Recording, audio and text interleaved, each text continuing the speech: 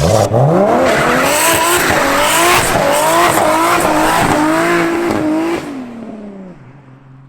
are we doing? We're about to have an in-depth look at a very cool car.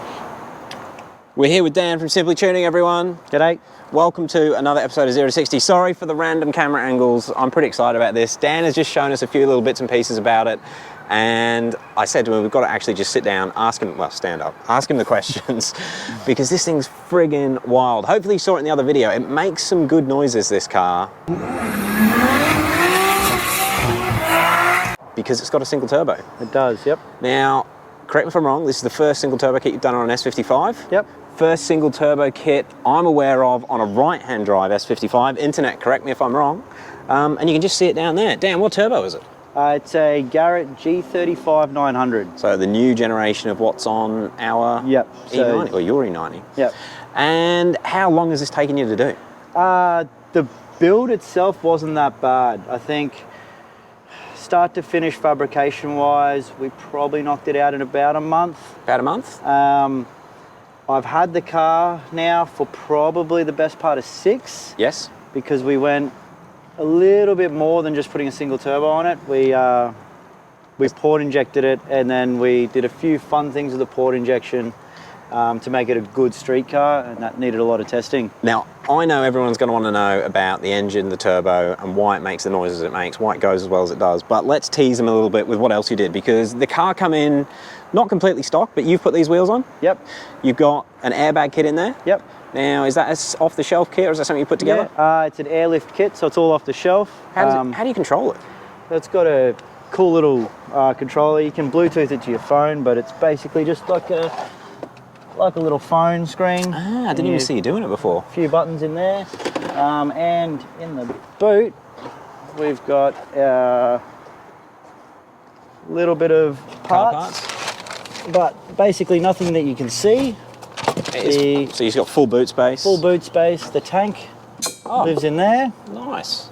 With the solenoid controller. And then up under here, basically on top of the wheel well, is the pump. Yep. Which pumps the bags back up.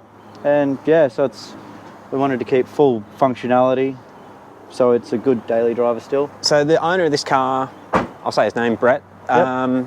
Brett, you've got a friggin' weapon here. Now the concept was to turn it into a bit of a street car that he can take drifting. He would never drift on the street, no one would. But it's just wild, dude. It's got airbags. You can rise it up, you can raise it down. We actually just drove up and down the street and it feels completely stock when you're not on the gas. Like, it doesn't feel like a race car. No, very comfortable. But it goes insanely well. So a few other things were done to it before you actually got your hands on it. It did have a custom exhaust? Yep, yeah, so it had, originally we did dump pipes, forward-facing intakes, charge pipes, and a pump fuel remap on it, probably 2-3 weeks after he bought the car. And that was back in 2018? Yep. That was with boot mode? You are a boot mode tuner? Yep. I guess it would have gone all right with the twins. Yeah, it was pretty good. I think it made 340 kilowatt at the tyres. That's 500 American horsepower? Yeah, ballpark, somewhere around there. Maybe a bit more. But it would have been a quick car. Yeah. Wow, we know it's got the single turbo. And I don't want to, because you've done some tricky stuff. You've done a lot of development work to make this work, because it has got port injection now, as well as the turbo. How much more boost does it run with the turbo? So on the factory twins, we ran 21 pound on pump, ballpark. Making that 340 kilowatts? Yep. And just for instance, because I know someone's going to ask, 21 pound on this setup-ish, what power would that be roughly? So on the same pump fuel, we run it at 19. Yep. And it makes 520 horsepower, so 380 kilowatt ballpark. So you picked up 40 kilowatt-ish just by going to the single over the twins. Yep. So everything runs a bit more efficiently, less stress on the motor, that is, and much easier to service. If you have any turbo problems down the track. Yeah, look, touch wood, shouldn't have any.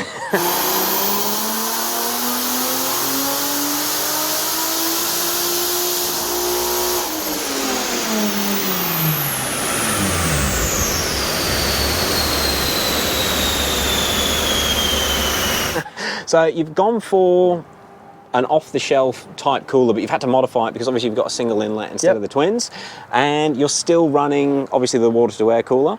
Somebody did actually mention in the comments about running these on a front mount and why people don't do it. Is there a reason you're stuck with water-to-air? It's really efficient, Yes. especially in this chassis. Even at full send on the 85, intake temps, back-to-back runs, 4 or 5 of them on the dyno, it'll see maybe 50 degrees, 52 degrees Celsius. And we're in Queensland, it gets hot when you're inside a shed Yeah. where the dyno is. That's pretty damn impressive. Dude, can we tell people what you've done with the port injection? Yeah, so the port injection, we run a Haltech Elite 750, and it basically controls port injection to add the extra fuel that we need for E85, but we wanted it to be flex fueled, and at the time when we built it, there was no off-the-shelf flex fuel option at all. So we basically use the Haltech to tip in extra fuel everywhere with ethanol content. It's got an ethanol sensor. And then we also use the Haltech to increase the boost pressure with ethanol content. Yep. And it monitors coolant temp, air temp.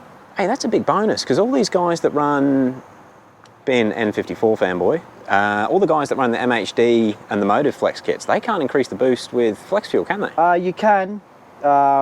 It's not as simple, especially on a single turbo. You also need what they call a boost box, and it's a Yeah. little bit finicky to do. This is a much nicer live, sequentially port injected setup, and it's Haltech, which makes it Australian. So, you know, we like to support Haltech where we can, and anything that's sort of off the shelf here, it's easier to deal with any dramas. You know, we don't have to issue with time zones. I guess when you're being the first person to try something like this, it's not going to, there's no rule book on what you've done with this car. No, not at all. And something, because obviously Dan has a lot of cars himself, but when he's doing something for a customer, it's got to be done right. He needs to know that the customer's going to put whatever fuel in it and it has to work. So there's a lot of testing and a lot of questions that have to be answered before you give it back, I suppose. Exactly. And Brett lives the best part of 1,000 kilometres away, so it's not a cheeky 50-minute drive to drop it back. It's, you know, It's got to be right when it goes a bit of to a him. trek. And that's why you've been doing so many tests in this vehicle. Yep. And another reason why he asked us to come down and view it while it was being tested. Yeah, dude, this is pretty mega, and it's good to see that there's a lot of, like, coming from M54 Beamer World that all you guys know, like, all the stuff that we've done on the channel, we're following somebody else's plan. Like, you worked out your single turbo stuff back in 16 on the M54s, like, people have done it before, but no one has done this setup on a right-hand drive. You've got to make sure that this cooler works, make sure you can run this boost, make sure, dude, it must be a huge amount of work. Look, it's It's what you enjoy doing? Yeah, it's, you know, it was a good challenge, and you know, the owner gave us creative control. He said, make it good. That means a lot of money, by the way. Yeah. Yeah, this sort of work is not cheap. Aussie labour's not cheap, and doing something properly is not cheap, but dude, it looks amazing. And even underneath, the exhaust, everything that you've pieced in with the exhaust that were already there, it just looks brilliant. And it works. It does, and it sounds a million times better. All right, I think, guys, that's enough of a walk around. Is there anything else you wanted to add? Are there any other cool little bits? I suppose we should talk about, has got the VRSF intake. Yep. And because that's obviously designed for twin turbos. turbos, what Dan has done here, I can't really show you, but there is a Y piece that joins both of the filters together just down here, and then it goes into the single turbo. So you've got heaps of intake air, Yep. and it should be cold air going into that turbo. And yeah, it sounds really cool from the front of the car as well. Lots of induction noise, and yeah, it sounds just as good out the back. Is it, because Dan actually used to have an F80 M3, you had a nice, what colour was that? I keep forgetting. San Marino blue. San Marino blue. Do you regret selling it now that you know that you can do this sort of stuff with them? Look, a little bit. I think if I bought another one, it'd have to be manual. This car just has so much soul. This reminds me of driving my first E46 M3 in manual. Yep. Just that, the buzz it gives when you get in the driver's seat. This is just a refined, in every way, version. I've got to say, it's good to see someone running a performance shop that is actually genuinely passionate about the products they're making. It's not a money thing for you. You fell into this business, really, didn't Yeah. you? Just doing your own stuff, doing this on his own car, and then, oh, Yeah. can you do that for me? Can you do that for me? Basically. It's pretty brilliant, dude. All right, look, I want to go for a drive in it. Yeah. You all right, take us let's for a do it. spin? Yep. Do you want to come, Dave? I want to get a sound check first. All right. Easy.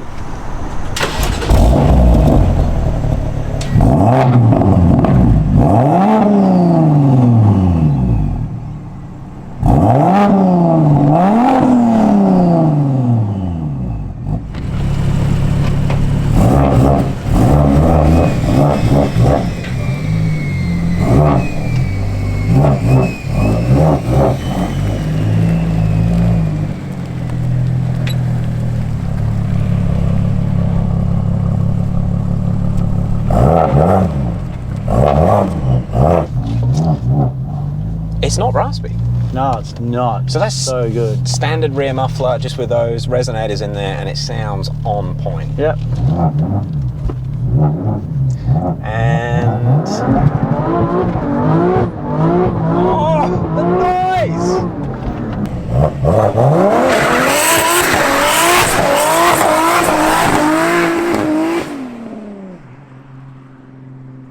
Oh, that is so good, Dan. Yeah. So if people want to get this done to their F80 M3, shoot you an email. Yep. 100%. Send me an email. We'll make it happen. Guys, look into what he's doing at Simply Tuning. You don't just sell kits, you sell cars. So you have to send him your car, be committed, and do it properly, because Dan doesn't put his name behind stuff that's not done right. Guys, thank you very much for watching another quick episode of 0 to 60. We will catch you on the next one, and thank you very much, Dan. Really appreciate it. No worries. Thank you.